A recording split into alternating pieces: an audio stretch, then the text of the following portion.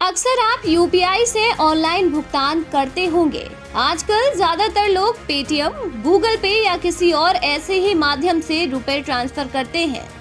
ये पैसे ट्रांसफर करने का सबसे सरल तरीका है, जहां हमें कहीं जाना नहीं पड़ता और फोन से किसी को भी पैसे ट्रांसफर किए जा सकते हैं।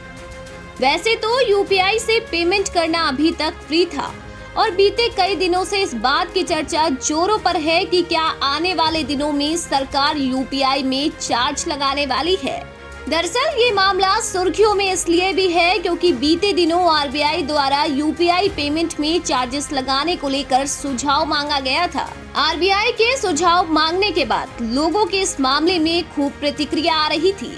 कई लोग हैरत में थे कि आम आदमी के लिए हर पेमेंट में शुल्क देना मुश्किल है। हालांकि इसी बीच केंद्र सरकार ने इस मामले में स्थिति को साफ कर दिया है। दरअसल केंद्रीय वित्त मंत्रालय की ओर से कहा गया है कि केंद्र सरकार की ओर से यूपीआई से भुगतान पर शुल्क लगाने की कोई योजना नहीं है। जो भी यूपीआई की सेवा प्रदान कर रहा है उसे किसी और तरीके से अपनी लागत निकालने पर विचार करना होगा। वित्त मंत्रालय ने कहा कि यूपीआई के माध्यम से भुगतान लोगों के लिए बेहद सुविधाजनक है। डिजिटल पेमेंट से इकोनॉमी को फायदा है, इसलिए सरकार ऐसी कोई भी तैयारी नहीं कर रही है। आपको बता दें कि इस खबर ने तूल तब पकड़ा जब पेमेंट सिस्टम चार्जेस पर आरबीआई ने एक समीक्षा पेपर जारी किया। खबरों के अनुसार इसमें कहा गया है कि क्या ऑनलाइन पेमेंट पर स्पेशल चार्ज लगाया जाए, इसे लागू कैसे किया जाए और सुझाव मांगा गया है कि हर ऑनलाइन पेमेंट पर एक ही तरह का चार्ज वसूला जाए या फिर जितने पैसे ट्रांसफर किए गए हों उसके हिसाब से शुल्क लिया जाए। साथ ही डेबिट कार्ड से ट्रांजैक्शन को लेकर भी ऐसी बात कही गई।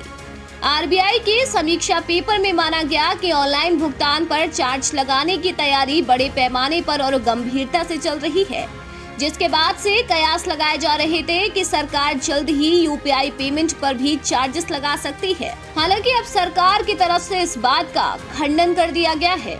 वहीं इससे पहले पीएम मोदी ने भी यूपीआई लेन देन की सराहना की थी। आपको बता दें कि उन्होंने कहा था कि कोविड के दौरान यूपीआई से ट्रांजैक्शन काफी तेजी से किया गया है। ये भारतीय अर्थव्यवस्था को और भी ज्यादा मजबूत बनाएगा।